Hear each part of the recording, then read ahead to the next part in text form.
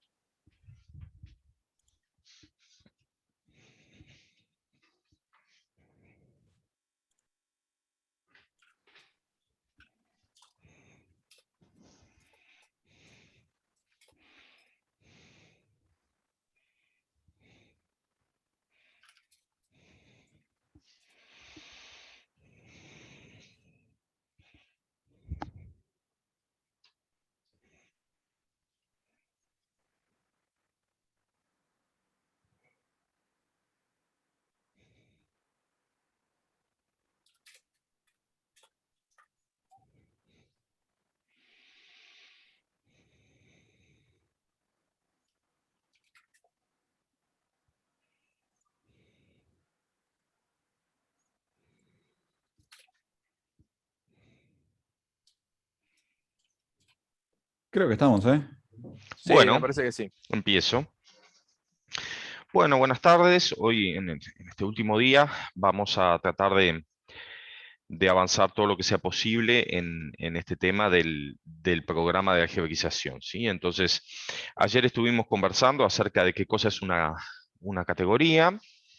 Recuerdo que las categorías se basan digamos, en numerosos ejemplos de estructuras y sus morfismos, sus transformaciones, digamos, que vienen de la práctica usual de la matemática, son como una abstracción de esas ideas, la idea de que, bueno, vamos a estudiar una estructura donde existen objetos que cumplen justamente el rol de las estructuras, existen flechas, que son los morfismos, las transformaciones, digamos, que preservan la estructura, esa es la intuición, existen identidades, en cada objeto hay una identidad y existe una ley de composición que es asociativa y para la cual las identidades son neutros donde corresponde.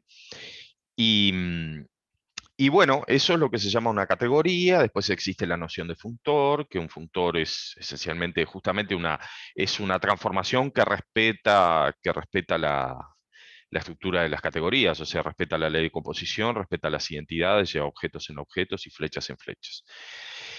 Em, ¿A qué viene esto? Bueno, ayer arrancamos conversando un poco del tema de modelar el cálculo lambda, ¿sí? El cálculo lambda puro, vimos que, bueno, había primero un resultado negativo debido a Reynolds que dice que no hay un modelo conjuntista clásico para el cálculo lambda con polimorfismo, es decir, el cálculo lambda puro o incluso el tipado a la SystemF de Girard no se puede modelar como conjuntos y funciones, digamos, esa es la idea, ¿no? O sea, los tipos como conjuntos y los lambda términos como funciones, no hay manera de modelarlo así. Después Pitts mostró que el polimorfismo sí se puede modelar, pero en teoría de conjuntos constructiva, con este artículo que además claramente hace referencia al de Reynolds en su título. Y, y bueno, después lo que se empezó a ver es que el ingrediente fundamental para poder hacer ese modelado es pasar por una categoría cartesiana cerrada, y se vio que eso tiene que ver en definitiva, con modelar justamente estos cálculos en un tipo de estructuras que se llaman topos, y bueno, y en particular existe una estructura que se llama, o sea, una categoría que se llama topos efectivo, que la definió Martin Hyland, y acerca de la cual vamos a hablar. Pero digamos, ¿cómo llegan las categorías a la realizabilidad? Más o menos el camino es ese, es un poquito tortuoso, pero digamos, el topos efectivo es el topos de la realizabilidad de Clini, esa es la idea. O sea, es una categoría que está inspirada en las nociones de la realizabilidad de Clini, ¿sí? Entonces, es de esa manera que, tratando de modelar el cálculo lambda, que se entiende que, bueno, que la teoría de topos tiene que ver con esto y la realizabilidad también. Bueno, la definición de topos, bueno, una categoría con límites finitos, exponenciales y que admite un clasificado de subobjetos. No voy a entrar con lo que son los límites, pero digamos, eso lo pueden leer, por ejemplo, en MacLean, el libro que se llama Categories for the Working Mathematician.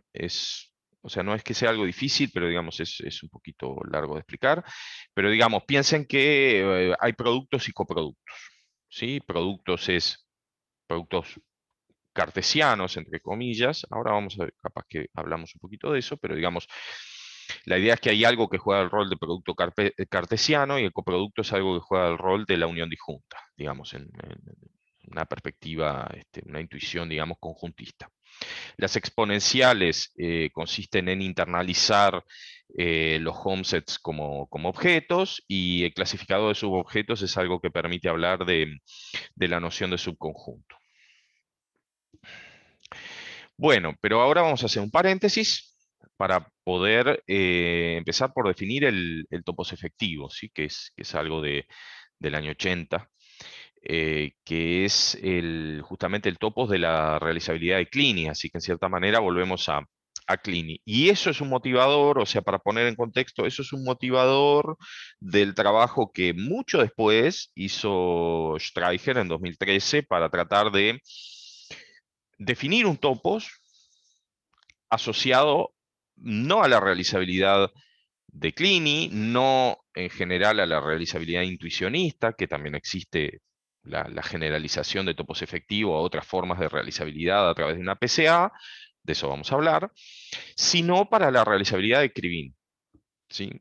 Y una vez que nosotros estudiamos acá en Montevideo ese trabajo de Tomás Streicher, es que hicimos este trabajo sobre el cual se basa esta presentación, que justamente empujando, digamos, llevando, o sea, apoyándose en esas técnicas de Streicher, encontramos una manera de presentar algebraicamente la realizabilidad clásica y de construir sus topos y demás, y esa es un poco la motivación. Lo que se llama el programa de algebraización está motivado por eso. Pero bueno, vamos a lo concreto por ahora. Definición de preálgebras de Heyting. La idea con las preálgebras de Heyting es una estructura algebraica donde nosotros interpretamos la lógica intuicionista, ¿sí? La idea es, bueno, lo de preálgebra tiene que ver con que hay un preorden involucrado, tenemos un conjunto H, una relación de preorden, que ahora voy a explicar justamente en qué consiste y cuál es la sutileza, una conjunción, una disyunción, que son el ínfimo y el supremo respectivamente, un mayor elemento, un menor elemento y una flecha, que ya vamos a explicar. En principio esto es una operación binaria, igual que lo son el inf y el sub, y top y bottom son constantes. ¿Qué significa un preorden? Bueno, un preorden es casi como tener un orden, excepto que uno puede tener A menor o igual que B y B menor o igual que A, y A y B ser diferentes. O sea, lo que le falta para ser un orden es lo que se llama usualmente la propiedad antisimétrica, ¿sí? ¿Cuál es la razón de eso? Bueno, es bien clara desde el punto de vista lógico. Ese menor o igual es la deducción. La intuición es esa. Cuando yo interprete una afirmación en un elemento A y esa afirmación sea menor o igual que la interpretación de otra en un cierto B, o sea, la interpretación de phi es menor o igual que la de psi, eso quiere decir que psi es consecuencia lógica de phi. Y claramente que dos fórmulas sean equivalentes no quiere decir que sean la misma fórmula. ¿Sí? Entonces, en la lógica, naturalmente, los preórdenes aparecen porque la deducción es un preorden, no es un orden. ¿Mm? Entonces, esa es la razón por la que trabajamos con una preálgebra y no con una álgebra, que sería eso mismo agregándole em, la antisimétrica. Bueno, tenemos un top, un bottom, máximo y mínimo elemento, un ínfimo y un supremo para cada par de cosas, cada par de elementos, lo cual da ínfimos y supremos finitos. Y tenemos una operación binaria flecha que está caracterizada por este axioma, ¿sí? La flecha de Heyting, ¿tá? Como se le dice, es una flecha que satisface esa propiedad respecto al ínfimo, ¿sí? Entonces habíamos comentado bueno, esto se puede interpretar de punto de vista lógico. Si uno piensa que el menor o igual es la deducción, entonces uno puede interpretar que esto es el lema de deducción, que se llama, ¿no? O sea que para, a partir de la hipótesis X, probar que Y implica Z, eh, alcanza o sea, es equivalente. Quiero decir, sí, solo sí, probar que a partir de X se deduce que Y implica Z, es equivalente a probar que de X e Y se deduce Z. Y eso se llama lema de deducción. Y computacionalmente, em, lo que estamos pensando es que, bueno, una función de una variable que da una función de una variable es lo mismo que una función de dos variables. Y eso es lo que se llama la currificación de las funciones, ¿sí? Entonces, bueno, ¿qué le falta a un preorden para hacer un orden? Es lo que les comenté recién, la equivalencia. Definimos una relación de equivalencia que es justamente X equivalente a Y si solo si son X menor o igual que Y e Y menor o igual que X. Y bueno, y eso es una estructura de álgebra de Heyting. Hay otra manera de presentar una preálgebra de Heyting que es como una categoría, y eso lo habíamos comentado ayer. Entonces, ¿cuál es la idea? Piensen que tienen el álgebra de Heyting y que menor o igual lo piensan como una flecha, ¿sí? Como un morfismo, un elemento en el home set de flechas de X en Y. Entonces, las categorías se dicen que son preórdenes cuando el home set de cualquier par de objetos tiene uno o ningún elemento, ¿sí? La idea es, no vamos a dejar que haya muchos, sencillamente decimos, bueno, o hay una flecha o no hay una flecha. Cuando hay una flecha es que es menor o igual, cuando no hay flecha es que no es menor o igual. En ese caso, hablar del elemento máximo y del elemento mínimo, formalizado de esta manera como una categoría, es lo mismo que hablar de un objeto terminal y de un objeto inicial. Objeto terminal en una categoría es un objeto tal que para cualquier otro objeto que yo me tome, hay al menos una flecha que va de ese objeto al terminal. E inicial es la noción dual. Un objeto inicial es un objeto tal que para cualquier otro objeto que yo me tome, existe al menos una flecha que va del inicial a ese objeto. Y es interesante ver que la noción de producto y de coproducto corresponden exactamente con la de ínfimo y la de supremo en una categoría. Perdón, en un orden.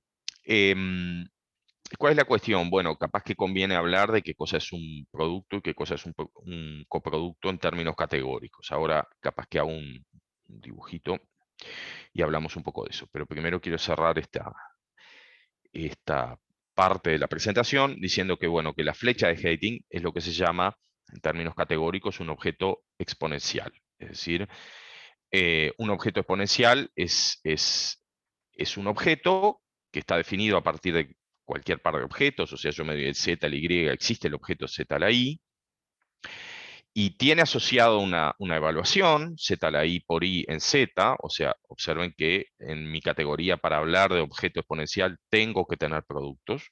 Entonces, va de Z la I por I en Z, la intuición es, la primera coordenada es una función de I en Z, la segunda es un elemento de I y me devuelve un elemento de Z. Y bueno, y lo que justamente el objeto exponencial lo que dice es que la currificación funciona bien, o sea, todas las funciones de X en funciones de Y en Z son lo mismo que las funciones de X por Y en Z, que hay una biyección entre estos dos conjuntos y de hecho esa biyección es lo que se llama una biyección natural, por eso lo representamos con ese símbolo, pero pero está, eso no voy a entrar en detalles con eso. Sí quiero observar una cosa, que es, voy a observar que el producto es un ínfimo y bueno, después queda lo dual que es para el supremo, ¿sí? Simplemente porque me parece que es algo interesante de observar. ¿Dónde estoy? Aquí.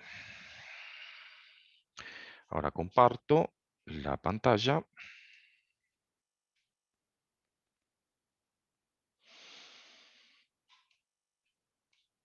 Bien. Entonces, digo por si no han visto estas cosas en categorías en general.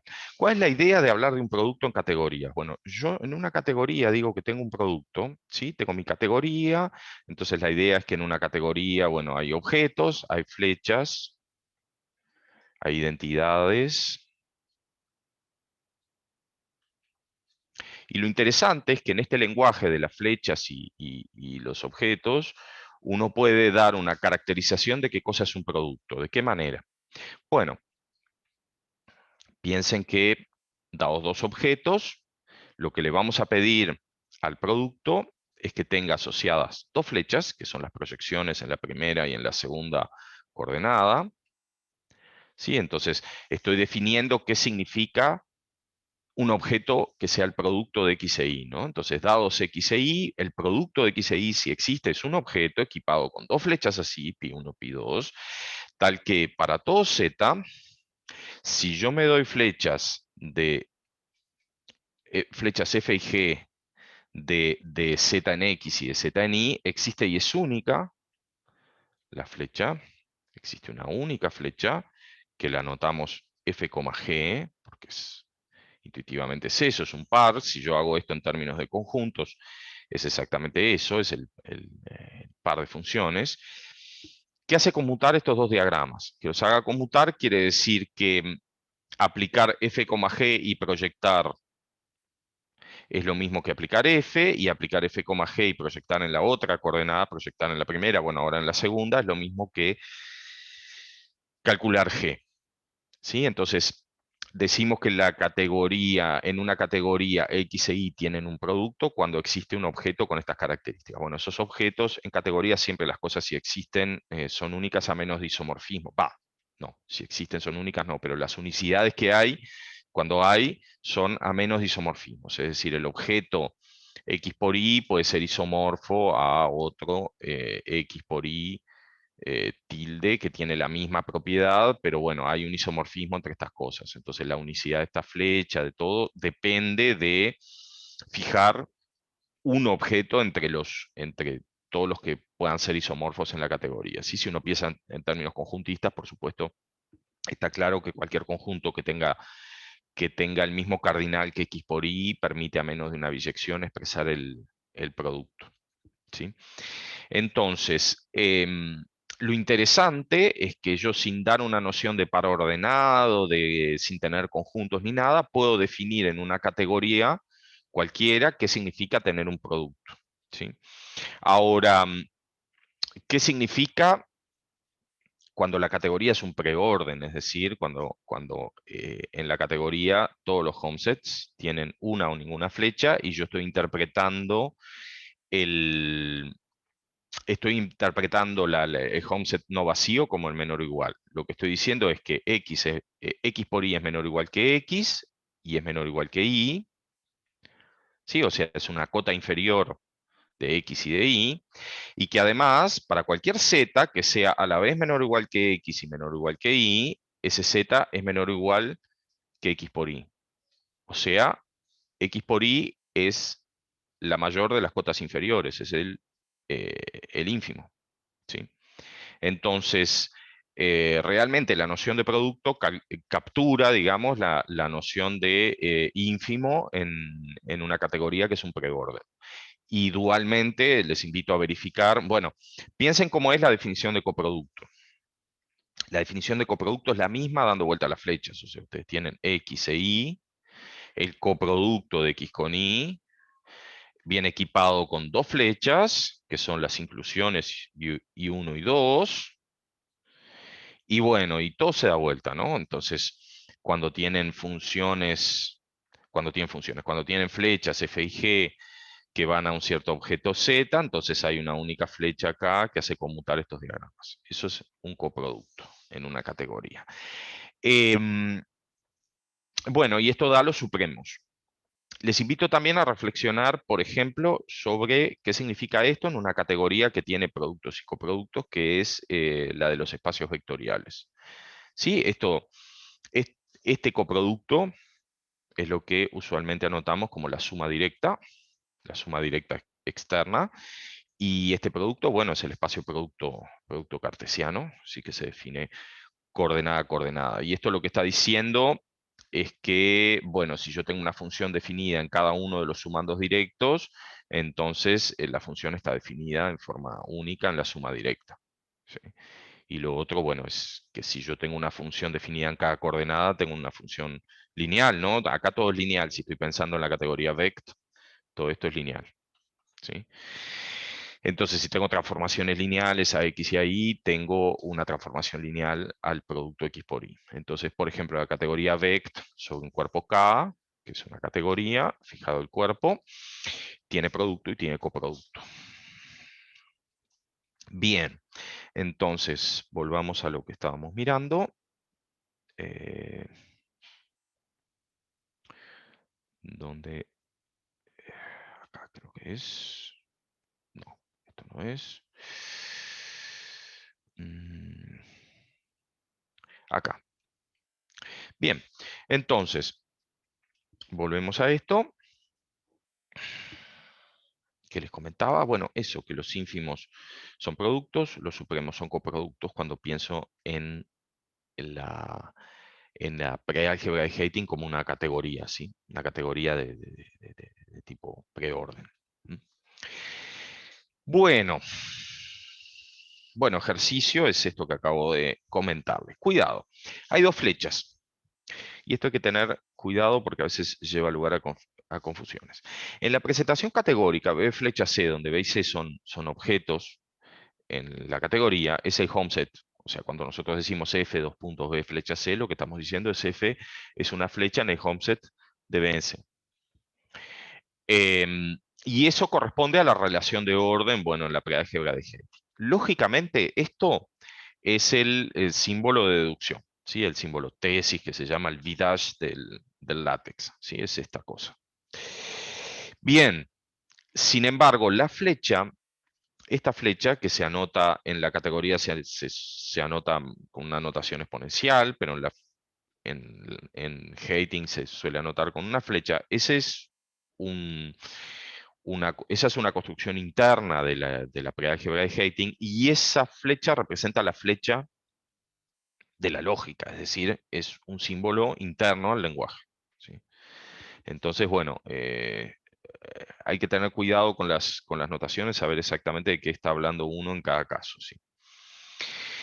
Bueno, la lógica proposicional intuicionista es una vieja conocida, acá aparece de nuevo en su presentación con reglas de introducción y eliminación, ¿sí? En la presentación de deducción natural. Y lo interesante es que, bueno, justamente la lógica proposicional intuicionista se interpreta en una preálgebra de Heyting. Y la cuestión es, grosso modo, hay que fijar las variables proposicionales, asignarles un valor en la preálgebra de Heyting.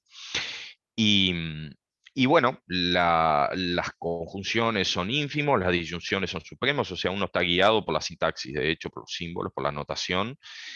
Y bueno, eso define una interpretación en el álgebra de Heyting.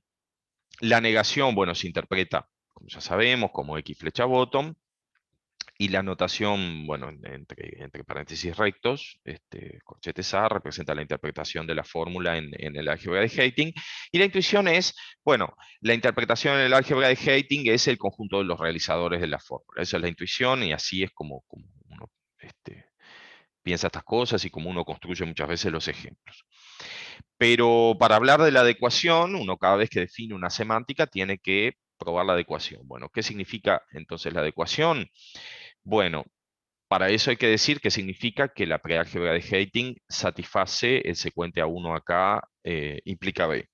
Y eso significa que la conjunción de las interpretaciones de los A, es decir, de las premisas, es menor o igual que la de la conclusión.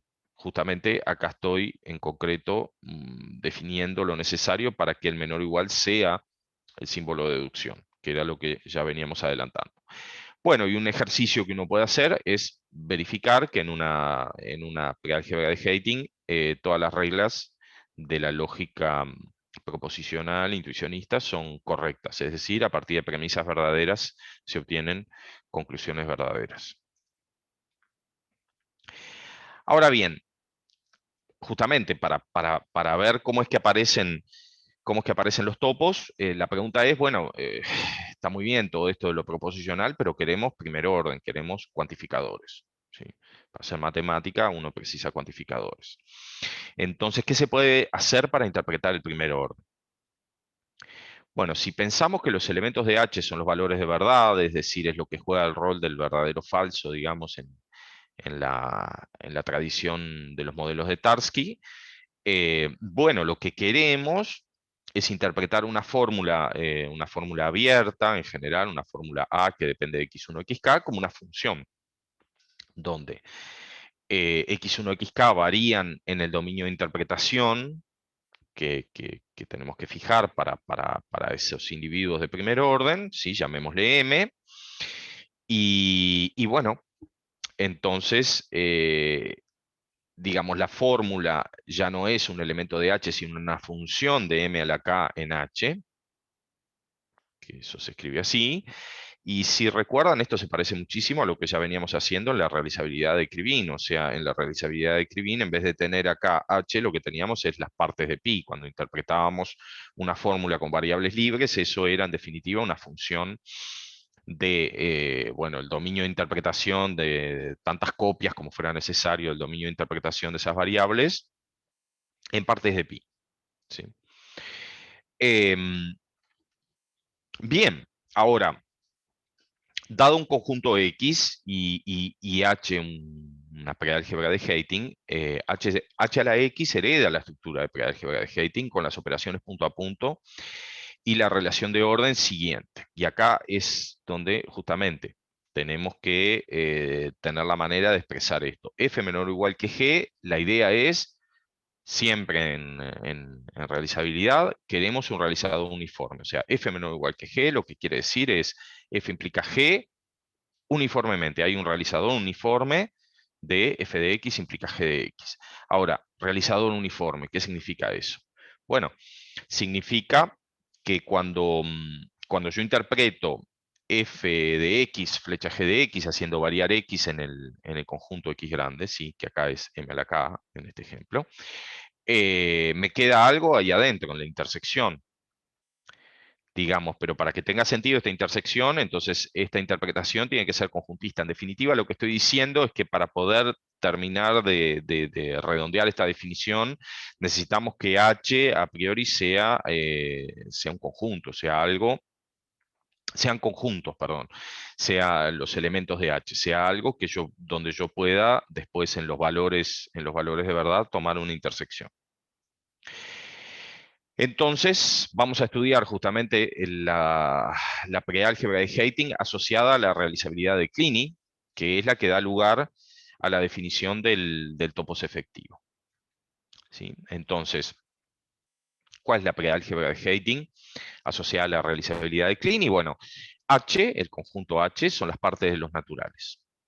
Sí, si recordamos además cuando vimos la realizabilidad de Kleene, justamente la interpretación de las fórmulas eran conjuntos de naturales, así que las fórmulas cerradas, así que eso es razonable.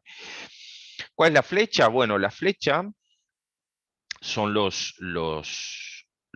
números naturales, tales que para todo P en el conjunto P, ¿sí? Esto es una flecha donde P es un conjunto de naturales y Q un conjunto de naturales. Bueno, son las flechas, perdón, los E, tales que para todo elemento P en P grande existe un Q en Q grande, tal que E, la función de código E, la función recursiva de código E, la máquina de Turing de código E, calculada en P, converge y converge a Q.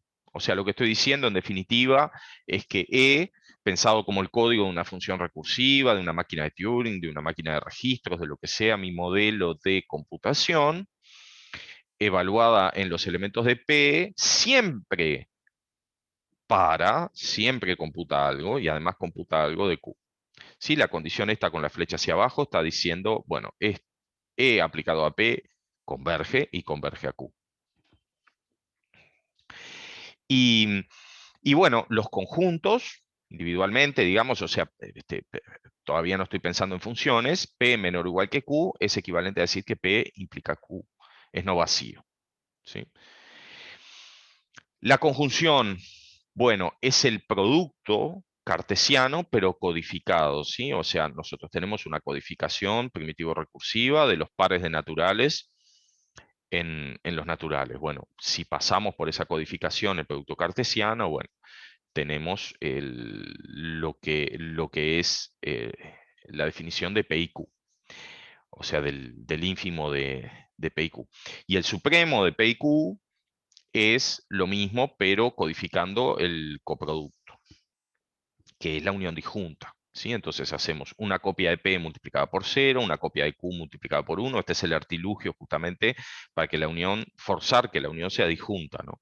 Cuando multiplico por 0 y por 1, lo que estoy haciendo es que los elementos comunes aparezcan repetidos como elementos de P y como elementos de Q, repetidos y distinguidos, digamos, por ese índice. Bueno, bottom es el vacío y top son todos los naturales. Bien, entonces, esto es una preálgebra de Heyting, bueno, ejercicio, verificarlo, y definimos ahora la siguiente estructura de fijado un conjunto X, digamos. H a la X es el conjunto de base, definimos, bueno,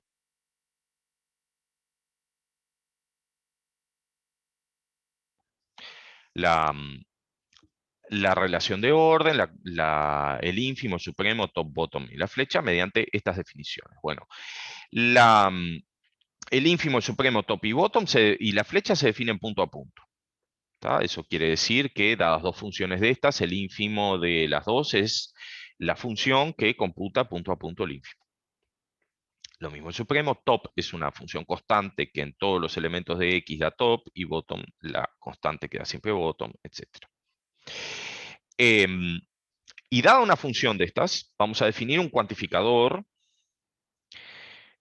universal y un cuantificador existencial, y lo que hace en el cuantificador universal es tomar la intersección de todos los X, con todos los X en X grande, de los f de X, y bueno, y el existencial toma la unión. Y definimos P menor o igual que Q si solo si para todo X, P de X implica Q de X es no vacío, que era la definición que queríamos dar hoy, justamente. O sea, como definimos una preálgebra de Heyting que son partes de un cierto conjunto, entonces tiene sentido interpretar estas funciones y tomar la intersección de todas, punto a punto, digamos, de todos los valores en cada punto y pedir que sea no vacío. ¿Sí?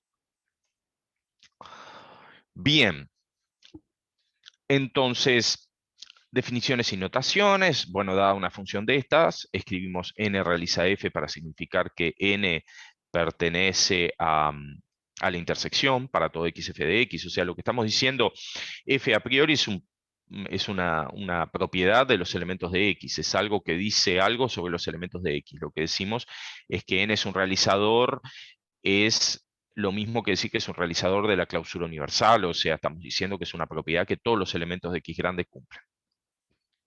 Y escribimos que partes de n modela a f para significar que existe algún realizador de la fórmula f.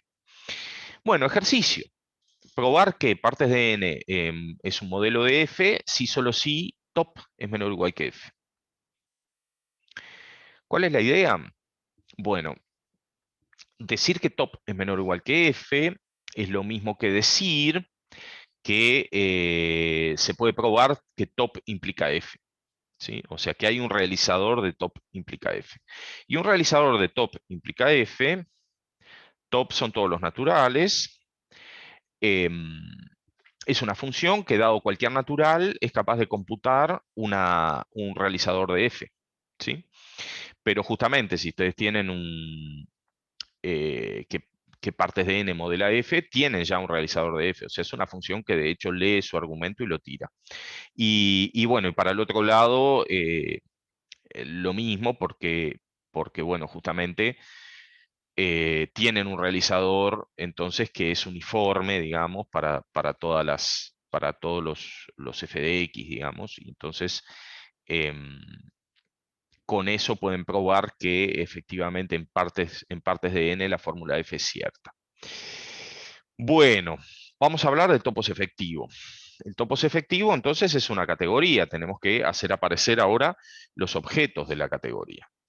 Entonces, para cada conjunto X, ¿sí? O sea, es una categoría, lo que se llama una categoría indexada en set, ¿sí? Porque la categoría set es la categoría donde los objetos son conjuntos y las flechas son las funciones.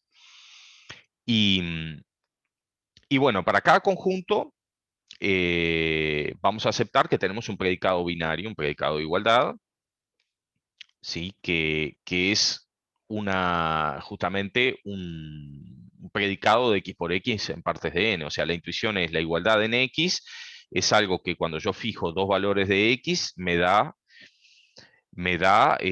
bueno, es una propiedad, es una fórmula, así que me da algo que está en la preálgebra de Heyting. Entonces, efectivamente, la buena manera de modelar esto es así.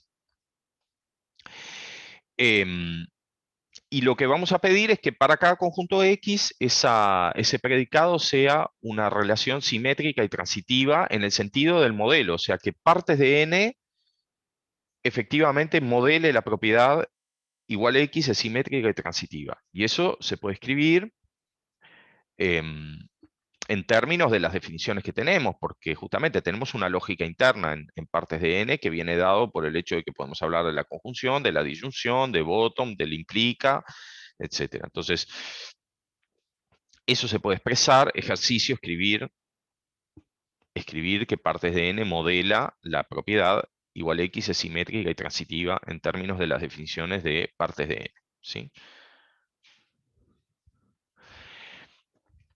Entonces, ¿cuál es la cuestión acá? Acá hay una intuición que es, según lo que siempre he escuchado, viene de la informática,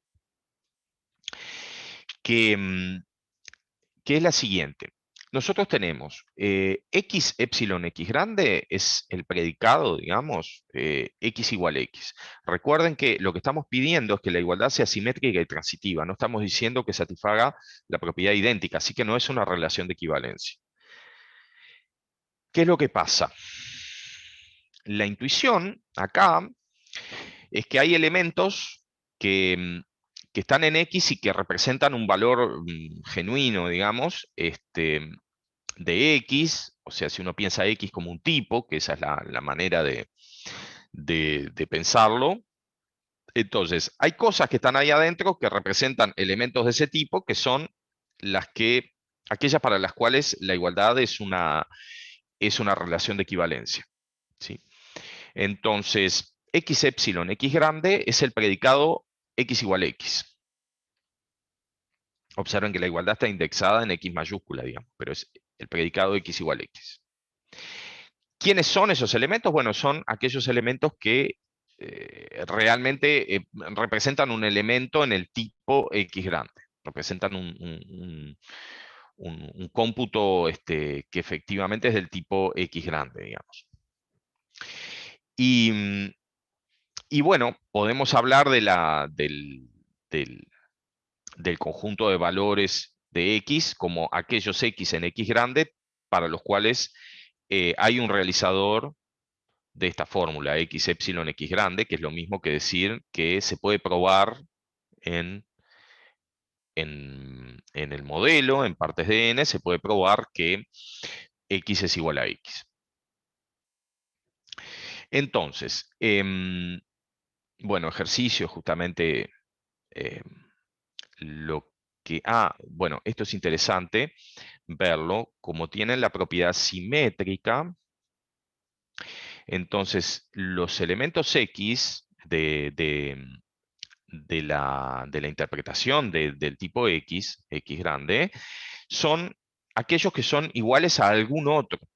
¿Sí? O sea, acá arriba los estoy definiendo como los que son iguales a sí mismos, pero si son iguales a otro, a un cierto Y, como tienen la propiedad simétrica y la transitiva, si X es igual a Y, si pueden probar que X es igual a Y, y pueden probar que Y es igual a X, entonces en definitiva pueden probar que X es igual a X. O sea, decir que los elementos se le suele llamar scope a esto, es como, no sé cómo decir en español, pero digamos es el alcance, digamos, del tipo X, son los elementos que se puede probar que son iguales a sí mismos, pero esos son exactamente los mismos que son iguales a algún otro.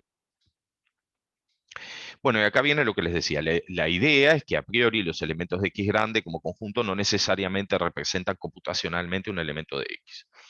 Cuando uno escribe X, epsilon, X grande es realizable, entonces X representa un elemento de X grande, en ese sentido representa un cómputo, ¿sí? Em, Ustedes piensen que, por ejemplo, digo, esto es por lo menos lo que me han explicado los informáticos. Si ustedes tienen, por ejemplo, en la computadora, están programando en un cierto lenguaje y ustedes tienen un cierto tipo de datos, yo qué sé, char, ¿sí? Los caracteres. Esos caracteres para la máquina, de última, son registros que, bueno, uno puede decir de última están representados por números enteros, simplemente enteros o que se son octetos, no sé, bueno, la materialización física que eso tenga. Ahora, no necesariamente todo octeto de esos que ustedes están interpretando representa un carácter. ¿Sí? Entonces, si ustedes quieren modelar ese tipo char de acuerdo a esta relación de igualdad, entonces lo que van a hacer es, en su realizabilidad, van a tener una relación que justamente permite, o sea, una relación de igualdad que permite realizar la igualdad de un X con el mismo cuando él representa efectivamente un char. Pero bueno, ahí adentro hay cosas que no son verdaderos elementos del tipo char, son cosas que no se pueden decodificar, digamos, cuando uno está pensando en términos de char. Y por eso es importante que esta igualdad esté indexada en el conjunto, porque realmente es un sentido de igualdad que para cada X de estos es, a priori puede ser diferente, ¿no?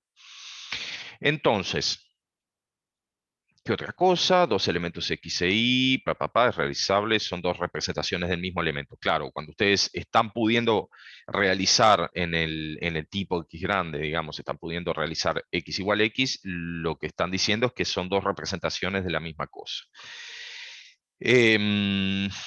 Bueno, y estas son las cosas que les comenté recién. Pensar que X es un tipo de datos y X grande a secas contiene diferentes códigos para esos datos o incluso códigos que no representan datos.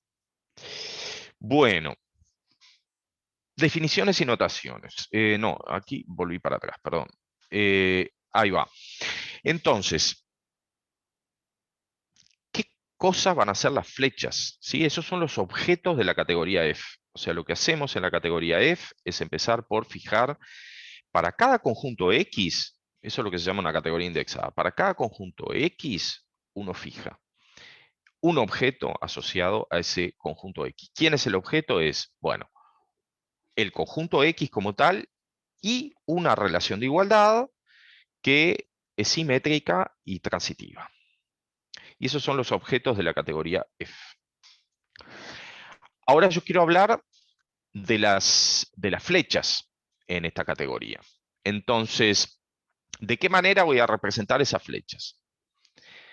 Bueno, en mi lenguaje, lo que yo puedo hablar, aquello que yo puedo expresar, son a priori predicados. O sea, yo puedo hablar de funciones que dado un elemento de X y un elemento de Y, me devuelven un valor de verdad, es decir, algo en las partes de N.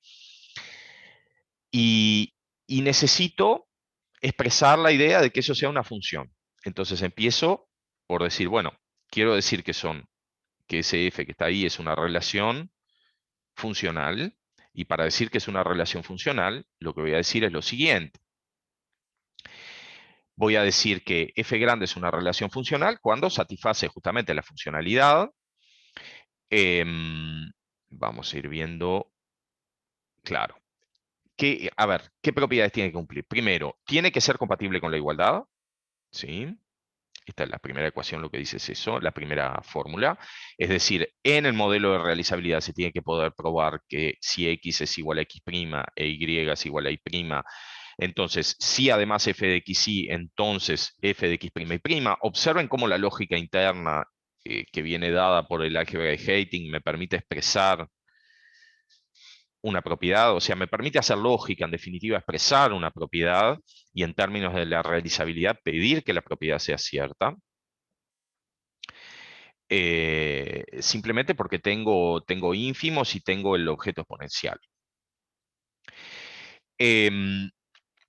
Esta otra propiedad lo que dice es que mi relación funcional va a estar definida únicamente entre elementos genuinos del tipo X y del tipo Y. O sea, si X e Y están relacionados mediante F, entonces necesariamente X está en el tipo X grande e Y en el tipo Y grande. ¿Sí? Eso es lo que dice esta segunda condición. La tercera condición es la funcionalidad. Dice que si X e Y están relacionados y X e Y' están relacionados, entonces necesariamente se puede probar que Y es Y'. Y la última condición dice que la función f es total, ¿sí? La segunda dice que es estricta, la última dice que es total. O sea, cada vez que un elemento está en el tipo X grande, entonces tiene una imagen. Existe un Y que tiene que estar en el tipo Y grande, tal que f lleva X en Y. ¿Sí? F es total. Una notación que es cómoda es, dado que justamente estamos modelando con relaciones funciones, en vez de anotar f grande de xy, anotar y es f de x. ¿Sí? Y este símbolo es porque justamente la condición 1 lo que dice es que, bueno, que esto que está al lado izquierdo es y a menos de la relación de igualdad y este x que está acá también es x a menos de la relación de igualdad. O sea, esto es una ecuación que además es cierta, cuando uno escribe eso, y igual f de x, es cierta a menos de que sean realizables igualdades de este tipo, ¿no? X con x' y con y', esas también implican que f lleva uno en el otro, digamos, x' en y'. No sé si fui claro o si enredé más, pero bueno, eso es lo que quiero decir. En definitiva, cuando pongo este símbolo es que, no, es que estoy teniendo en cuenta que vale esta propiedad 1, ¿no? Así que este y que está acá en realidad representa todas las cosas equivalentes con y este x todas las cosas equivalentes con x y lo escribo en una sola ecuación todo a la vez. Es como pasar al cociente. Bueno, ejercicio. Observar qué significan estas condiciones en términos de funciones recursivas. Por ejemplo, la primera, ¿qué significa? Significa que cada vez que tengo un realizador de que x es igual a x' y un realizador de que y es igual a y', si además me dan un realizador de que f lleva x en y, entonces hay un programa que uniformemente en x, en x', en y y en y', uniformemente, me permite, recuerden que esto es una clausura universal, hay un programa, una máquina de registros, una máquina de tuning, una función recursiva, lo que sea, que me permite pasar de estos tres ingredientes a un realizador de que f lleva x' en y'.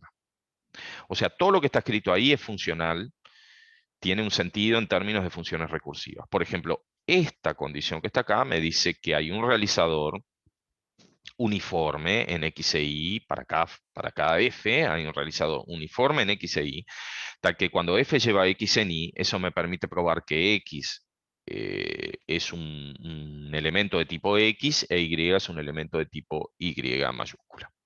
¿Sí?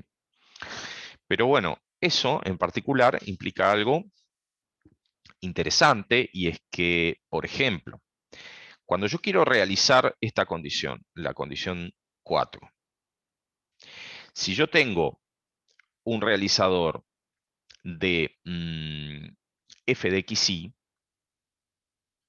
ese realizador de f de xy, en particular, aplicando la condición 2, me da un realizador de que y está en y mayúscula. Así que esto que escribí en rojo lo puedo eliminar. Sí, o sea, yo podría decir que simplemente hay un realizador uniforme de que x epsilon x grande implica existe un y tal que f de xy. Y no necesito aclarar esto que está acá en rojo, porque el realizador de la condición 2 me permite computar eso. Quien puede lo más, puede lo menos. O sea, en el otro sentido está claro. Si yo puedo computar, algo que satisfaga estas dos condiciones a la vez, en particular, bueno, satisface esta condición. Eso está claro. Pero lo interesante es que con esta condición ya tengo la otra condición en rojo. Bueno, pero las relaciones funcionales, como esto todo es a menos de la realizabilidad, entonces, en definitiva, puede haber distintas relaciones funcionales que estén representando la misma función. ¿Qué significa que dos relaciones funcionales? Por eso hablo de relaciones funcionales y no de funciones. Ahora, justamente, pasando a un cociente, vamos a poder hablar de funciones. ¿Qué significa que dos funciones, dos relaciones funcionales, perdón, representen la misma función? Significa que, bueno, que en partes de n se puede probar que f de xy si solo si g de xy, para todo xy. Bueno, y en ese caso decimos que f grande y g grande representan la misma función, es decir, la misma flecha en la categoría f, o sea, todo el tiempo estoy trabajando para dar una definición definitiva de qué cosa es una flecha en esta categoría. Y bueno, ejercicio, esto es bien interesante pensarlo, se los dejo realmente para que lo piensen. No necesito pedir el sí solo sí. O sea, si yo tengo un realizador uniforme de que f de xy implica g de xy, entonces también hay un realizador uniforme que me permite computar al revés. Que g de xy implica f de xy. Y la idea es que hay que jugar con toda la información que hay acá, con el hecho de que la función es total, con el hecho de que cuando si tengo un realizador de f de xy, en base a eso puedo computar entonces realizadores de que x está en el tipo x grande, de que y está en el tipo y grande, y que cuando tengo un x en el tipo x grande, necesariamente, como la función es total, está definida allí, y la g también, o sea, las dos están definidas allí, etc. Hay que traficar de un lado para el otro la información usando justamente los realizadores estos. Entonces, les invito a pensar justamente por qué razón es que esto es como en el caso de la igualdad de Leibniz, ¿no? O sea, tenemos una flecha, una implicación que va para un lado, pero que en realidad es simétrica. O sea, uno, si puede realizar la flecha hacia un lado, puede realizar la flecha que vuelve, ¿sí? Y bueno, definición, una flecha en la categoría F es una clase de equivalencia de relaciones funcionales. Bueno, ¿qué tenemos? ¿Qué diablos tenemos? En categorías necesitamos fijar quiénes son los objetos, ya lo fijamos, son estos conjuntos con estas relaciones de igualdad. A veces esto se llama relaciones de equivalencia parciales. Justamente de ahí viene relación de equivalencia parcial, es porque no es una relación de equivalencia total, porque hay cosas que no son ni siquiera equivalentes a sí mismas, pero si yo me restringo a las cosas que son equivalentes a sí mismas, entonces ahí tengo una relación de equivalencia, justamente. ¿Qué me está faltando? Me está faltando la composición y las identidades para tener una categoría. Bien, hay que definir la identidad. Entonces, ¿cómo definimos la identidad? Bueno, primero, la identidad tiene que ser una relación funcional de x en x. Y hay que definirla, es decir, hay que decir en términos de las partes de n, usando la lógica interna justamente del álgebra de Heyting, decir qué significa que la identidad lleva x en x'. Entonces necesitamos que x esté en x grande y además necesitamos que x sea igual a X'. O sea, para que esto sea la identidad, se tiene que poder probar que X es igual a X'. Que los dos como cómputo representan lo mismo. Ahora bien, ya nosotros sabemos que esto, es más, probablemente se pinte de rojo, sí. Que esto que ahora está en rojo se puede eliminar. ¿Por qué? Porque las cosas que representan cómputos de X grande son las que son iguales a algo. Justamente eso lo mencionábamos hoy. Entonces, con esta condición sola ya se satisface la condición en rojo. Y esa es una de las cosas que se les pide acá como ejercicio verificar. Y me falta definir la composición. O sea, a mí me dan dos flechas, ¿sí? F y G. Vienen dadas por relaciones funcionales. O sea, observen que las flechas en realidad son clases de equivalencia. Así que cuando yo definí acá la identidad, ahora esto en realidad es una relación funcional. Hay que verificar que es una relación funcional. O sea, hay que probar que todos estos realizadores existen y para eso hay que entender en términos de funciones recursivas qué es lo que computa un realizador de esos. A mí me interesa insistir en que este tipo de cosas son súper interesantes en este sentido. Uno escribe cosas pensando en la lógica, pero estas cosas son condiciones de especificación de programas, en definitiva. O sea, uno cuando escribe esto lo que está es especificando el comportamiento de un cierto programa. Entonces, acá yo escribo la definición de la identidad. Bueno, es la única que tiene sentido hacer, pero bueno, para probar que esto es una relación funcional hay que programar, hay que venir acá y convencerse de que todos estos programas existen.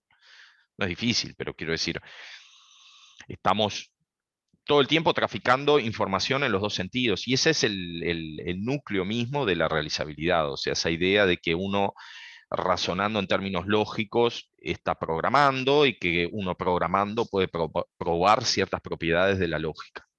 Ese es el fin último, por lo menos en mi modesta opinión, de hacer realizabilidades. Conectar esos dos mundos, el de la semántica computacional y el de la lógica como disciplina relacionada con las demostraciones, con la noción de verdad, etc. Bueno, entonces, sigamos. Tenemos ahora dos flechas de la categoría F, para los cuales yo voy a elegir una F grande y una G grande, que son relaciones funcionales que las representan. Y acá hay un punto que también después hay que verificar, que es que la composición que yo voy a definir no depende del representante que yo elegí, de este F grande y de este G grande, o sea que efectivamente pasa el cociente. Y cada vez que yo vaya a verificar una cosa de esas, en definitiva lo que tengo que hacer es programar con las definiciones que vimos. O sea, es un montón de trabajo en definitiva y hay programas interesantes para escribir, digamos, para pensar en términos de pseudocódigo, digamos, de que, bueno, si yo puedo computar esto y esto otro, entonces con esos ingredientes computo tal otra cosa. Pero en definitiva, cuando quiero definir la compuesta, lo que tengo que definir es lo obvio, lo que uno quiere hacer para decir que la compuesta lleva X en Z, lo que tengo que decir es que hay un I intermedio por donde pasan, justamente por donde pasa F y después G toma ese valor y lo manda en Z, ¿de acuerdo? O sea, ¿qué es que G compuesto con F lleva X en Z? Es lo mismo que decir que existe un I, tal que F lleva X en I y G lleva Y en Z.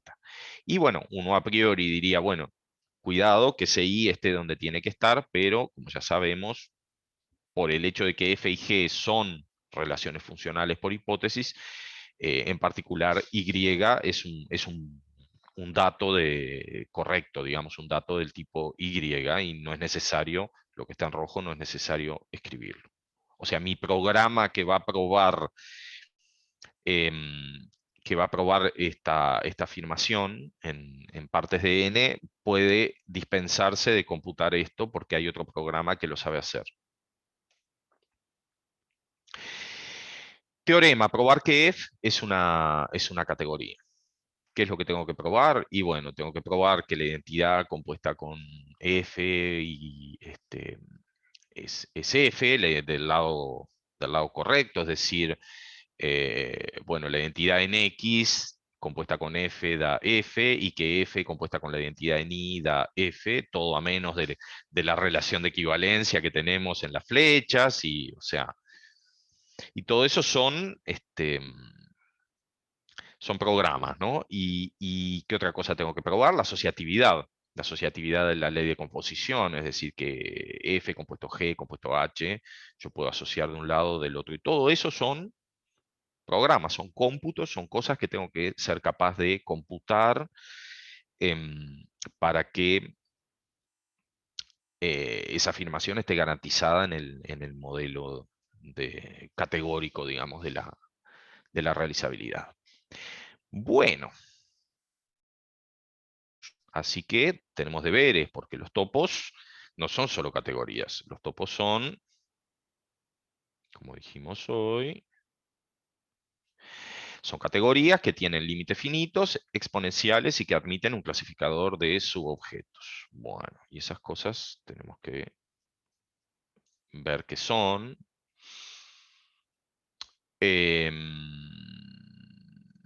No sé si puse acá slides sobre esas cosas, pero bueno, vamos de a poco. Primero, vamos a ver que tenemos ¿qué hay ahí? Hay productos. Ahí va. Tenemos un objeto terminal, que es el 1. Hay que definir el objeto terminal de la categoría. Para que sea un objeto terminal hay que definir, esto se suele anotar así en categorías, cuando hay un objeto terminal, la única flecha que sale de un cierto objeto X y que va en 1 se anota signo de exclamación, el objeto el dominio, digamos. ¿Sí? Entonces hay que definir el objeto terminal y para cada objeto X definir la flecha que va de ese objeto al objeto terminal y bueno, esa es la parte que consiste en verificar que la categoría tiene un objeto terminal. ¿Sí? Después hay que observar que tenemos un objeto producto. ¿Sí? Eso es necesario. Ahora vamos a ver por qué con esto va a ser suficiente además. Entonces a mí me dan un objeto X.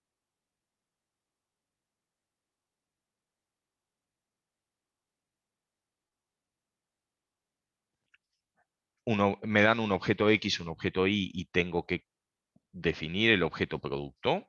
Ahora vamos a ir mirando en naranja cómo son esas definiciones, pero quiero ver la parte violeta del asunto. Tengo que definir las proyecciones, P1 y P2 idem.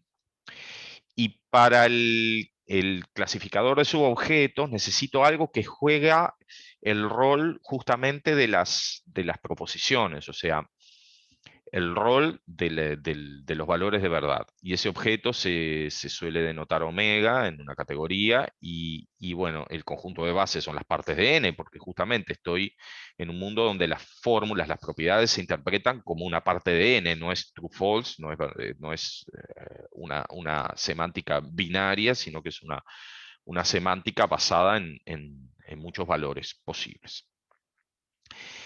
Y bueno, hay una flecha top, digamos, que es la que manda el objeto terminal en omega, que eso tiene que ver con el clasificador de subobjetos. Ahora hablamos un poco sobre qué diablos es todo esto, pero primero quiero ir presentando los ingredientes. Y esa flecha, bueno, justamente de 1 en omega hay que definirla, y bueno, la definición está dada ahí en naranja, ahora lo miramos.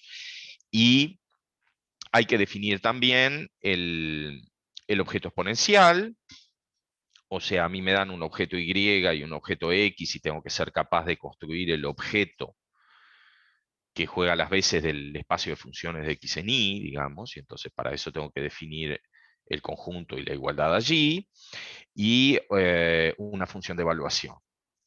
¿Sí? La función de evaluación, bueno, dada la función de X en Y y un elemento de X, me devuelve un elemento de Y.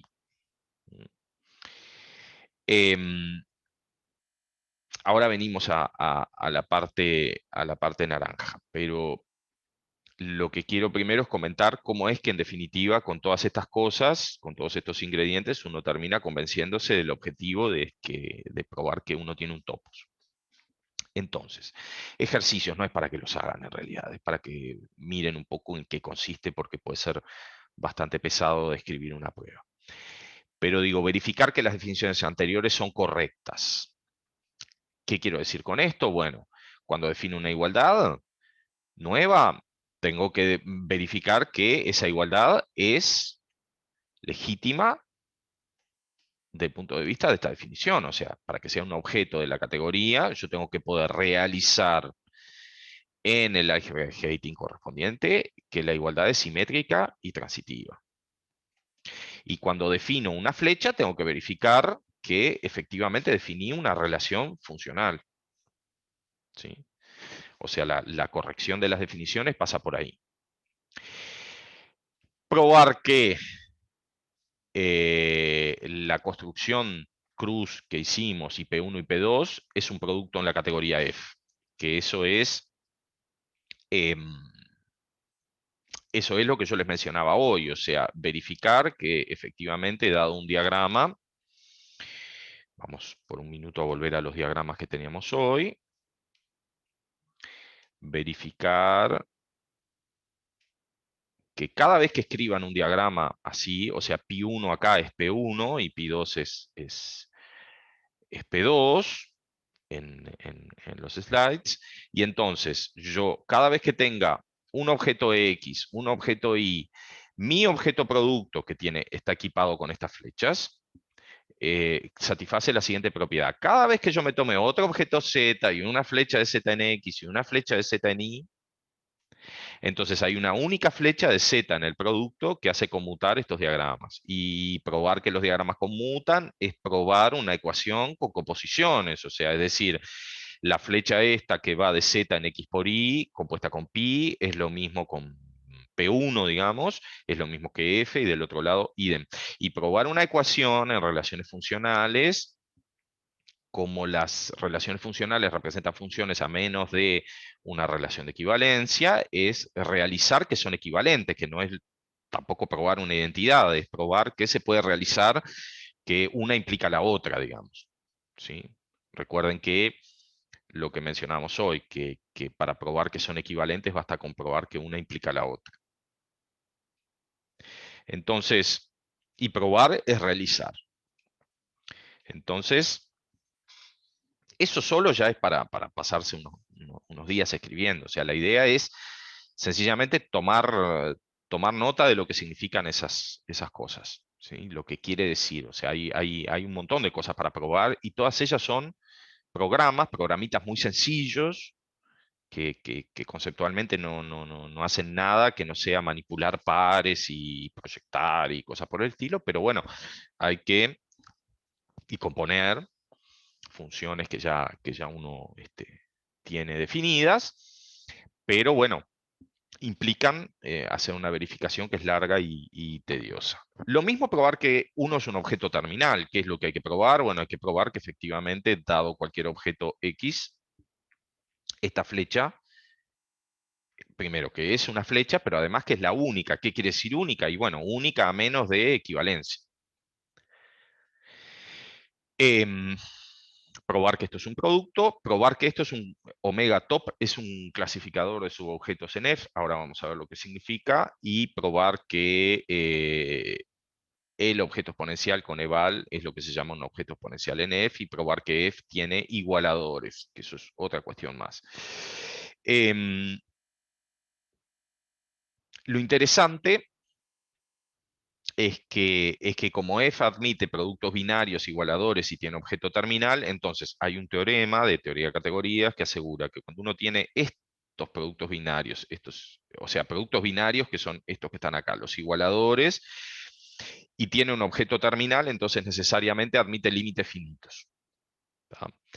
Esto es bien interesante porque justamente estas tres cosas son casos particulares de límites finitos. Entonces, este teorema lo que está diciendo, yo no estoy definiendo lo que es un límite ni cosa que se parezca, pero este teorema lo que está diciendo es que con estos límites, con estos casos particulares de límites finitos, se pueden construir todos los límites finitos. Y eso es un teorema de teoría de categorías, totalmente general. O sea, Esa es un poco la fuerza que tiene que tiene la teoría de categorías, que cuando uno consigue un resultado general de estas características, no importa la categoría en la que ustedes están trabajando, si ustedes verifican ciertas hipótesis, o sea, verifican las hipótesis de ese teorema, como es un teorema de la teoría de categorías, bueno, en su categoría en particular eso se cumple. ¿Sí? Y como además tiene clasificadores subobjetos y exponenciales, entonces es un topos. ¿Tá? Y en eso consiste la prueba de Highland. ¿Qué otra cosa les quería comentar? Antes de venir a esto, bueno, lo del clasificador de subobjetos. ¿Y qué otra cosa les quiero comentar? No, había algo para atrás que me quedó hoy pendiente. Bueno, no sé, ya me voy a acordar.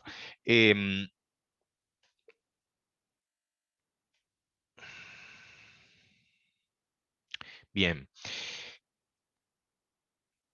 Yo creo que tengo por acá slides para hablar del clasificador de subobjetos. Yo no me acuerdo. Creo que sí, que en esta presentación lo tenía. Pero, a ver.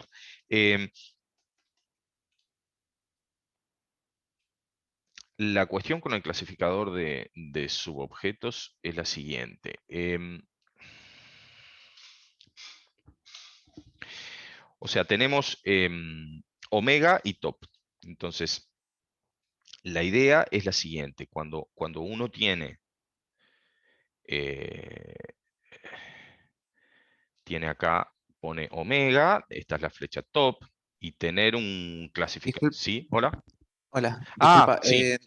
está la pantalla negra, Ah, entonces perdón. no te preocupes, es solo para darte el aviso. ¿Cómo es? Es acá, creo. Ahí está. Perfecto.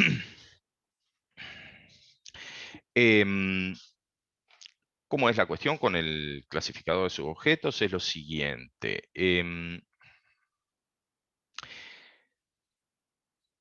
Hay una cosa que se llaman pullbacks en categorías.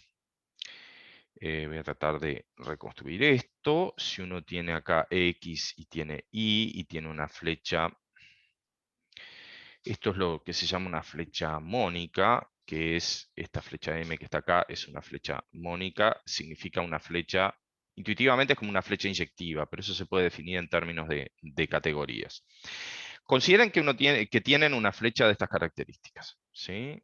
Una flecha que representa, digamos, una inclusión, de hecho, porque el decir que tengo una flecha mónica es decir que tengo intuitivamente como una inyección de Y en X. Como el objeto es terminal, hay una única flecha que se puede poner acá. ¿Sí?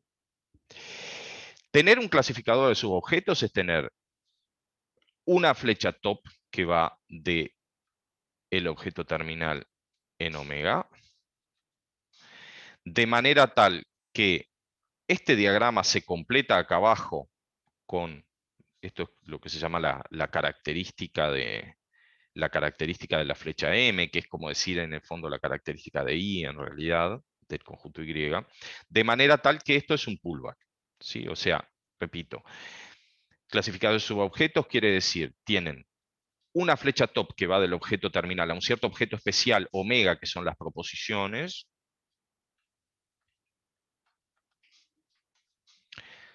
de manera tal que cada vez que consideren una flecha mónica aquí, que eso es como decir una función inyectiva intuitivamente, eso se completa, este diagrama que tendría estas tres flechas, digamos, se completa con una cuarta flecha acá abajo, de manera tal que este cuadrado es lo que se llama un pullback.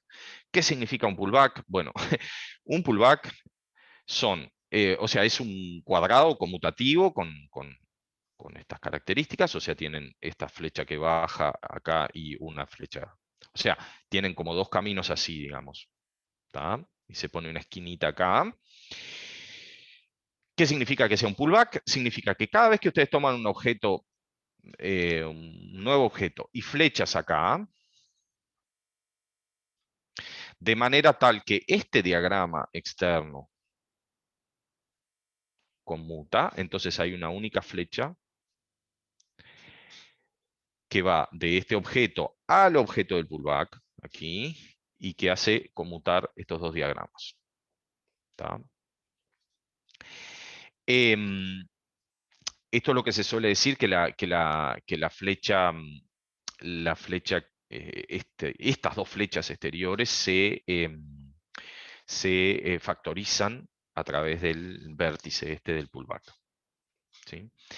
Entonces, eso lo que quiere decir es que cada vez que ustedes toman un Z, bueno, hay una flecha acá, hay una sola flecha posible acá, pero de este lado, digamos, si toman una flecha, yo qué sé, F, que va de Z en X, entonces hay una única flecha aquí, que hace conmutar estos dos diagramas.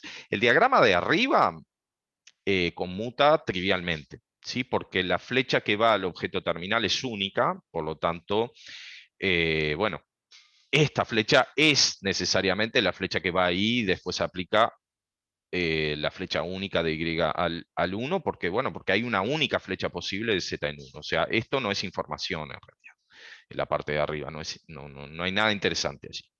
Pero lo interesante es que la función f se descompone a través de esto.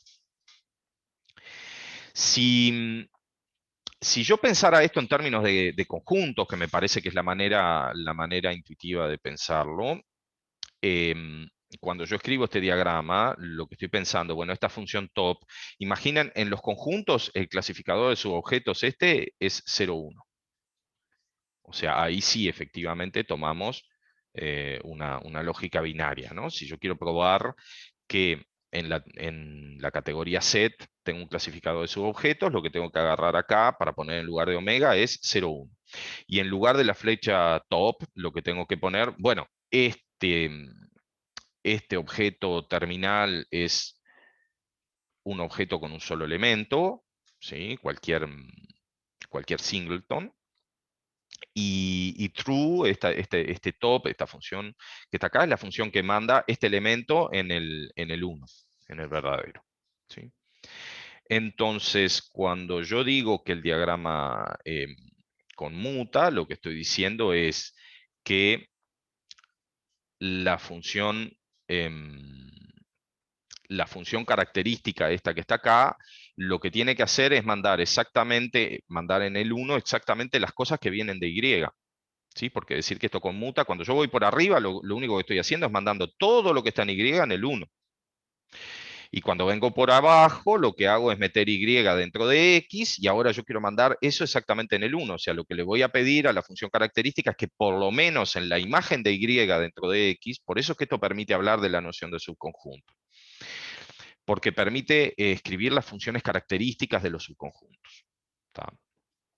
Entonces, lo que esto está diciendo es que por lo menos en las imágenes de esto tiene que ir a parar al 1. Y es fácil ver que cuando uno plantea que esto sea un pullback, es decir, que cada vez que uno escribe estos diagramas exteriores que conmutan, esto se factorice, esta flecha F se factorice a través de Y, uno aquí lo que está forzando es a que esta característica tome el valor 1 exactamente en el conjunto Y. ¿Sí? Entonces, en definitiva, en set, si yo quiero probar que tengo un clasificador de subobjetos, lo que tengo que observar es que sencillamente, bueno, si defino omega como el 0, 1, si defino el objeto terminal como el que es, si defino t como la función que manda ese único elemento en el 1, entonces lo que tengo que poner acá abajo para tener el pullback es la función característica de la imagen mediante el mapa M del conjunto Y en X. Y si pongo eso acá como flecha, que es una función, entonces efectivamente acá tengo un pullback. Y esa es un poco la intuición, ¿sí? De un clasificador de subobjetos. Y lo otro, bueno, el objeto exponencial es lo que les comentaba hoy, o sea, tener una representación interna del home set. Cuando yo escribo x a la y y la evaluación, ¿sí? Como una flecha que va de x a la y por y en x, lo que estoy pensando es, bueno, los elementos del home set, las flechas de i en x, las estoy pensando ahora como reflejadas, digamos, en la categoría como un objeto, ¿no? Entonces tengo una representación allí adentro. Y lo que hace que todo esto funcione es que tengo una manera de evaluar. ¿Sí? Tengo una representación de la evaluación ahí, que es esta flecha eval, que justamente dada una F acá y un Y acá, es capaz de computar esto. Y bueno, y hay que ver qué significa que la evaluación es una evaluación, eso se expresa con diagramas. Pero digamos, la intuición es esa, es que para tener una representación interna del homeset necesito, bueno, asociarle un objeto al homeset, pero además tener una noción de evaluación. Entonces, volvemos a las notas. No, estas no son las notas. Volvemos a las notas. Acá. Bien. Entonces, ¿qué decía? Bueno, aquí se toma todo el trabajo de hacer todas las definiciones necesarias, que son el objeto terminal, los igualadores y no definí los igualadores también. Bueno, ese es otro ingrediente que me faltó poner. O sea, no me entró acá en el slide, seguramente está abajo eso. Buah.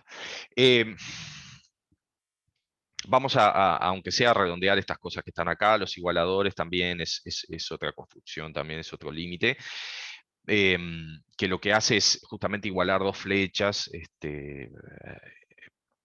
No, digamos, es un poco una idea medio parecida a las que venimos manejando. No quiero dedicarle mucho más tiempo a esto porque hoy es la última, pero digamos, a lo que voy es a que estas construcciones,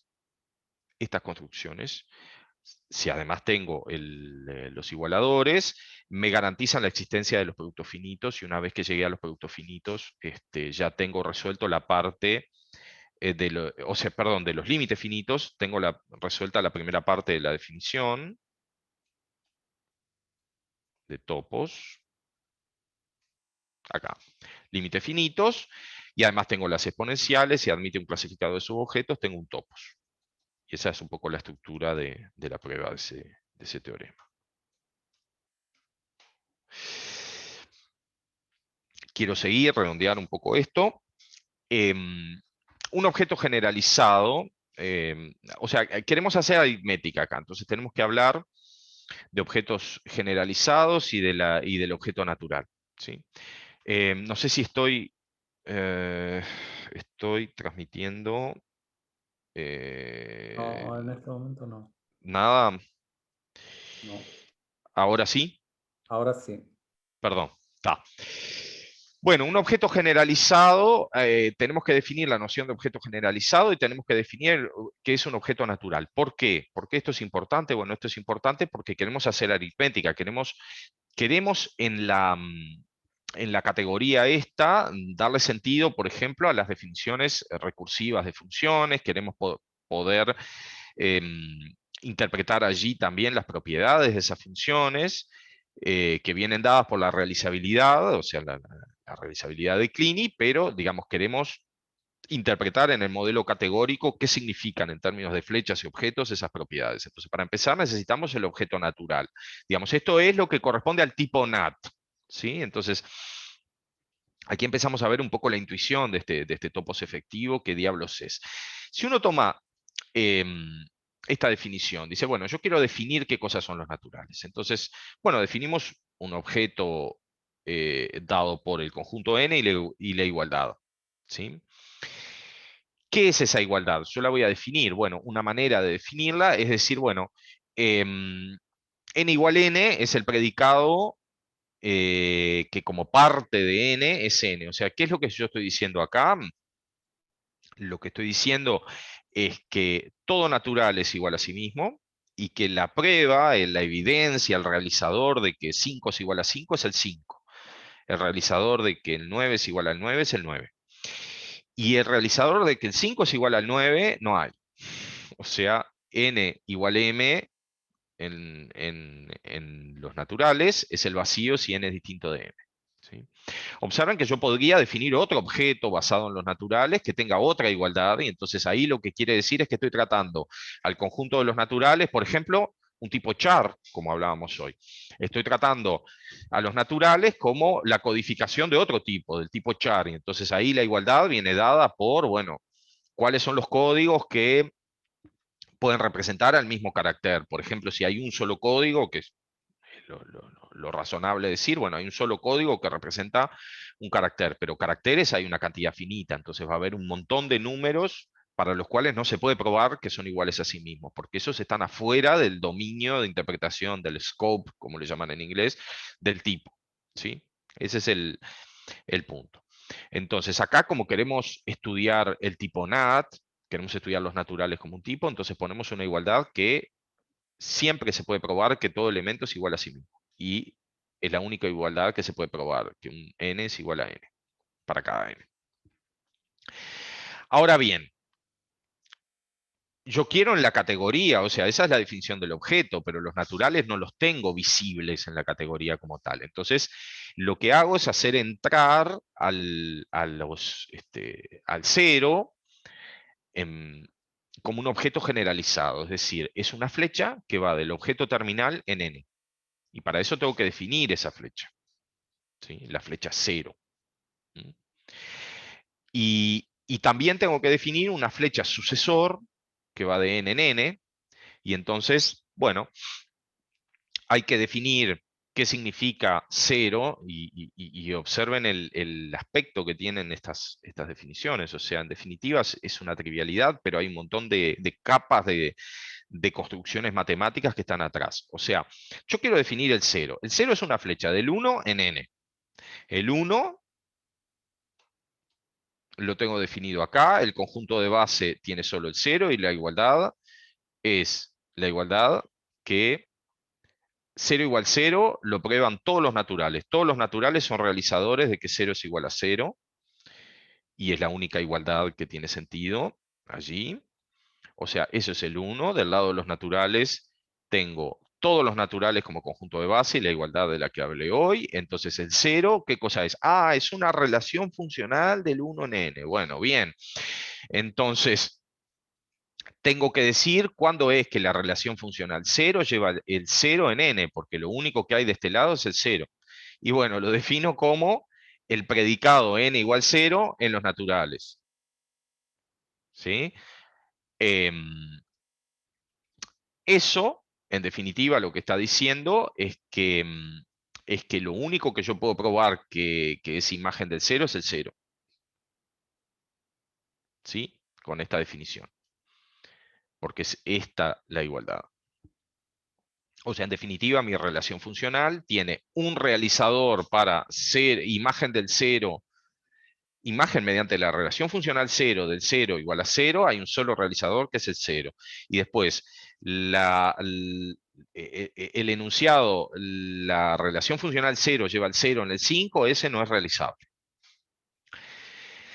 Bueno, y para el sucesor, entonces quiero definir qué significa que la relación funcional sucesor lleva n en m, y eso es la ecuación m igual a n más 1. ¿Igual en dónde? En los naturales. ¿Sí? O sea, es ingenuo y al mismo tiempo en realidad hay capas de cosas escritas ahí. O sea, cuando yo quiera probar que esta relación funcional es relación funcional, y sobre todo para el sucesor, bueno, voy a tener que hacer demostraciones, porque voy a tener que probar, de nuevo vuelvo, simplemente para recordar, voy a tener que probar que se cumplen todas estas cosas. Que hay realizadores para todas estas fórmulas. Cuando yo pongo en lugar de f, pongo s o pongo el 0.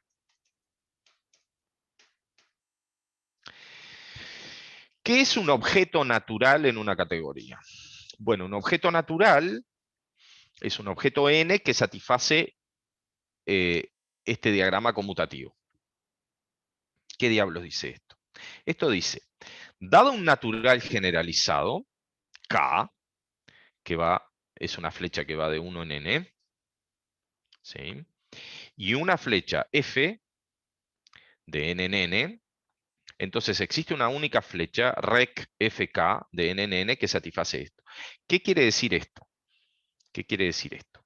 Bueno, esto quiere decir que rec fk quiere decir, bueno, la iteración de f a partir de k. ¿Sí? Entonces, perdonen, no, no es un natural generalizado, es un elemento de X, un elemento generalizado de X.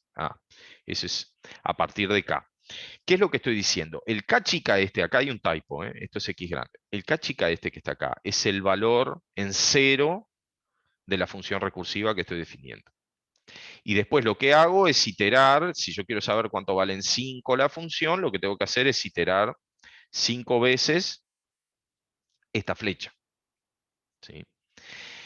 Y este diagrama contiene toda la información necesaria para entender eso, porque ¿qué es lo que dice este diagrama? Este diagrama dice que el objeto natural 0, cuando yo le aplico G, da K, y dice que si yo aplico el sucesor y a ese, o sea, para un cierto n le aplico el sucesor y luego aplico G, eso es lo mismo que aplicar G y después aplicar f, que es el paso recursivo, es la función recursiva que me permite pasar. Lo que pasa es que esto está todo mal porque acá debería decir x en x, o sea, hay typos acá por todos lados, o sea,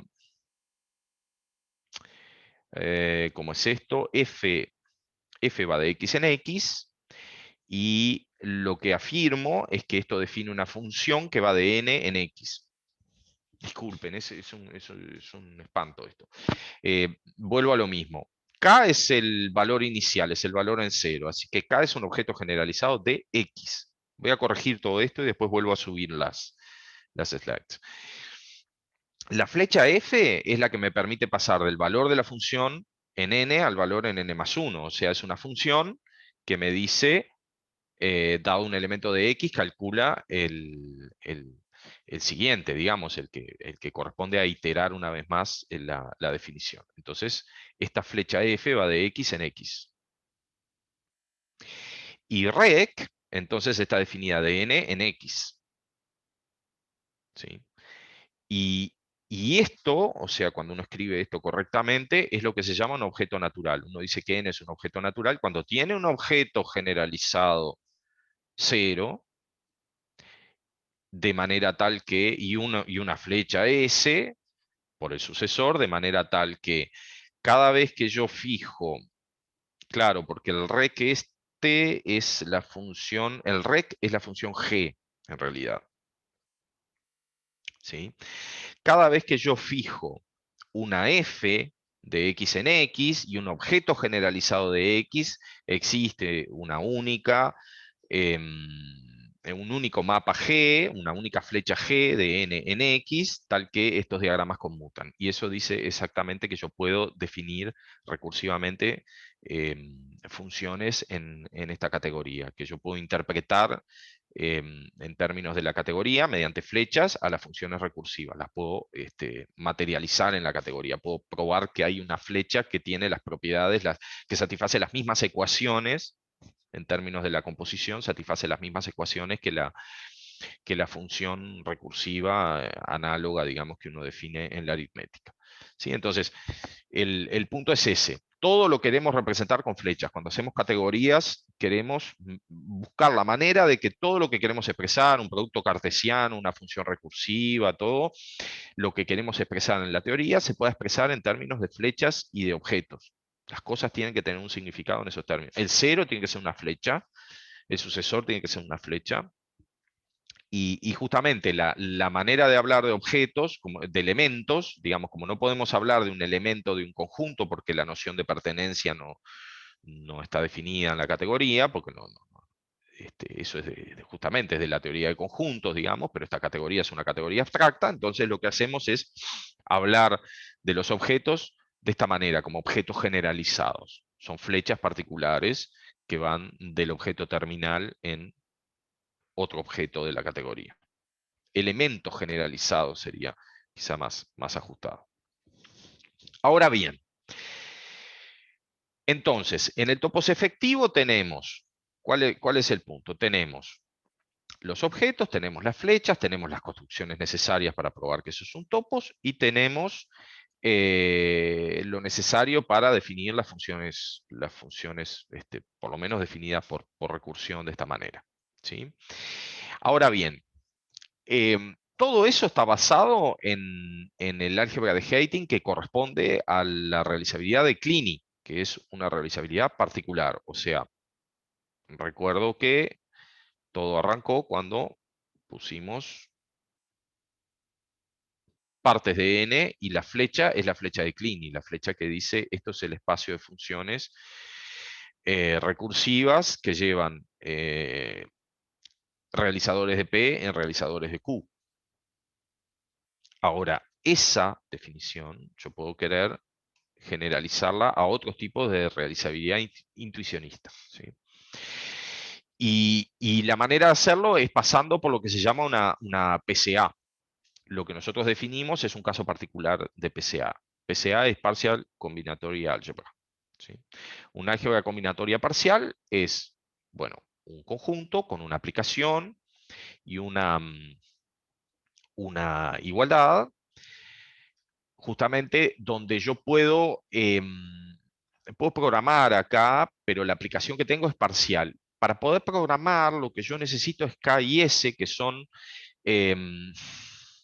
como la proyección y una especie de función que permite describir la composición, ¿sí? Y que permite codificar el lambda cálculo. Yo no entré en eso, eso lleva un buen rato hacerlo, pero existe una cosa que se llama las álgebras combinatorias. Ustedes vieron que en el cálculo lambda, todo el tema de la sustitución es un problema, porque todas las definiciones que tienen que ver con la sustitución pasan por el lado de usar alfa conversión y usar sustituciones que son simbólicas, que yo tengo que ir manipular sobre el código. Entonces, esas funciones están como por fuera del lenguaje, o sea, no son operaciones del lambda cálculo, son cosas que yo hago con el texto en definitiva.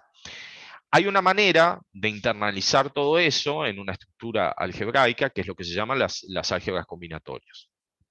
¿Sí? Entonces uno allí puede introducir simplemente dos combinadores, K y S, y una noción de reducción que tiene en cuenta, en realidad normalmente las álgebras combinatorias es con una teoría ecuacional,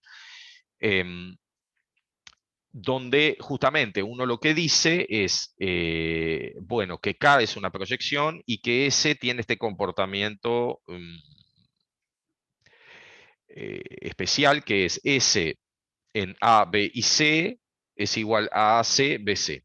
O sea, A aplicado a C, aplicado todo eso, aplicado a lo que da B, aplicado a C.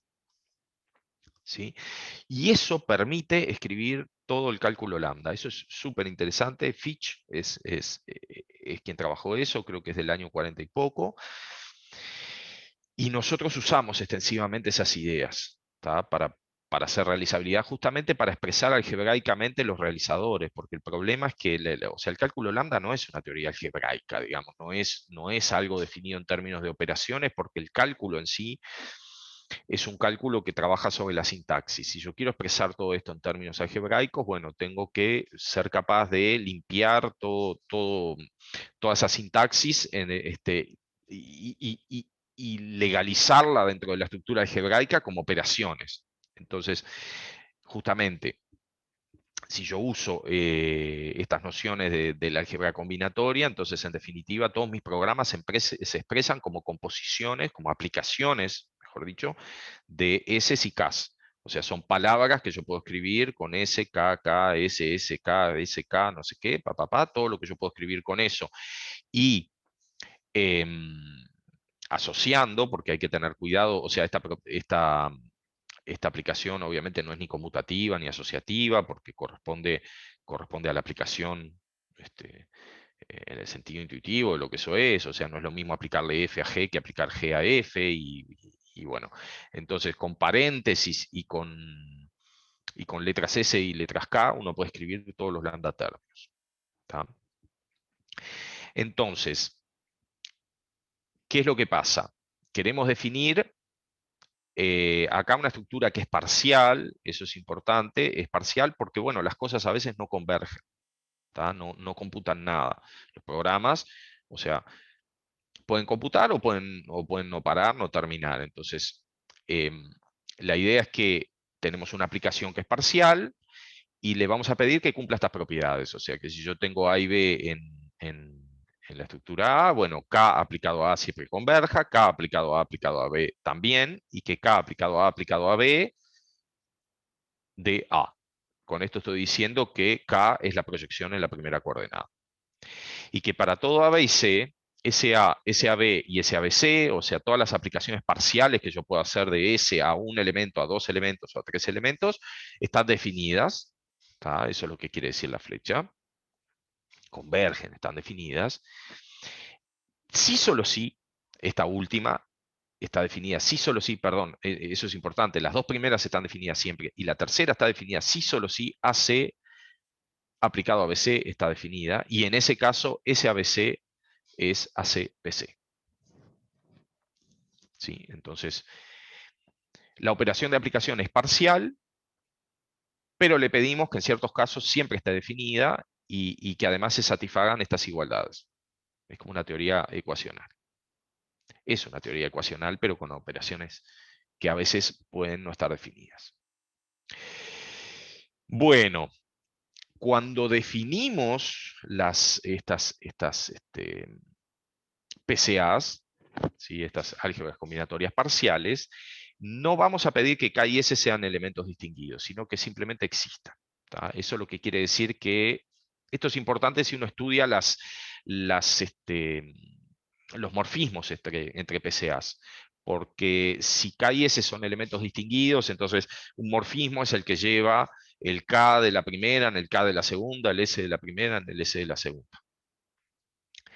No le pedimos eso, les pedimos que existan K y S, pero puede haber muchas maneras de programar. Piensen que en el cálculo lambda también hay muchas maneras de escribir una proyección en la primera coordenada, por ejemplo.